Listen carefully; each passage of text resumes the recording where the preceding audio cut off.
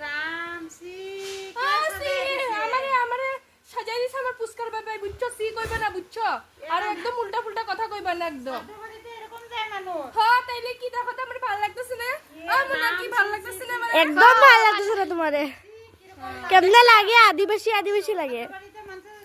হ্যাঁ উল্টা ফুলটা কথা কয় না বুঝছো আমার সাজাই দিছে একদম উল্টা ফুলটা কথা কেন দিদি দেখো তো আমার পুস্কার বাবাই কি সুন্দর ভালো লাগতেছে শুনো আমি ভাত রান্ধুম না তো আজকে একবারে নিমন্ত্রণ আছে আমার আমার দিদি তুমি আমার লাগা রাত্রের লাগা লয়ে আয় বুঝছো আমি তো সাবজেক্ট থেকে খাইয়ামু তুমি আমার লাগা লয়ে আয় আমি পারুম না ভাই এরুম বেটি রে বাবা তুমি যখন রান্ধো না আমি তো কই অল্প দৌড় আইন্দা রান্ধো বুঝলা